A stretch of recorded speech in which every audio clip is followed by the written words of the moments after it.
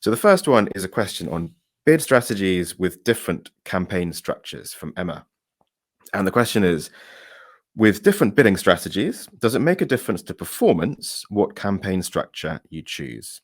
For example, max conversions with a campaign structure of one campaign with a lot of ad groups versus multiple campaigns. Do we know what structure works best for each bid strategy, and does it matter? So to answer directly, I don't think we can make a set mapping of the best structure for each strategy. There are going to be other variables, that play into each case in a major way. But there are a couple of considerations that we can bear in mind. And the first thing I'd say, and this is not going to be news to you, is that Google recommends a more aggregated structure in general with smart bidding as a whole. So the broad idea there is, basically throwing everything into one big undifferentiated pot for the algorithm to go into and play with and work out the best patterns for itself. And we can be cynical about the reasons for that approach and also its effectiveness, but there definitely is a logic to it. And one way in which Google is more specific with this is that it's been recommending ad groups that gather at least 3,000 impressions per week.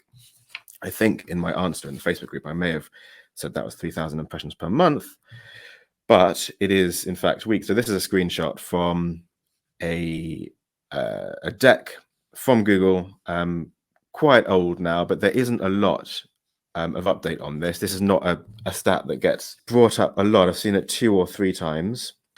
And 3,000 impressions per week is quite a lot. And clearly this would lend itself to more aggregated structures, not fragmenting your content into more ad groups than are able to achieve that.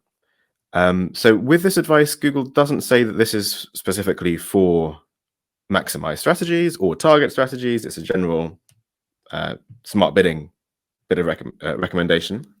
There is, though, at least one practical reason why you might want to do a bit more separation and fragmentation with a target strategy than with the maximize strategy. And that's the ability with target strategies to differentiate the target at the ad group level. So wherever you do want to differentiate the target, or you might want to differentiate the target in future, and there are a lot of times when you want to do this to regain a bit of control, then you're going to at least want an ad group separation. Well, crucially, you're going to want an ad group separation there. But as with almost everything else, there are a load of variables that are going to cause the answer to this question to vary between different circumstances. And I don't mean that I know what all those variables are and how they affect the answer. I mean that it is genuinely really complicated, and we probably can't know all the factors at play.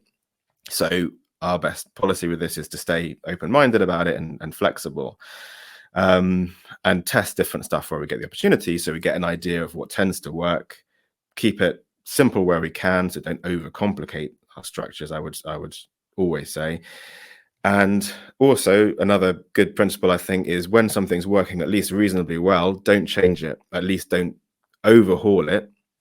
And that's even more important with smart bidding than it is without, because smart bidding is just inherently less predictable, and it's not always possible to get back to the state that things were in before you made a change if you find it's not working well for you.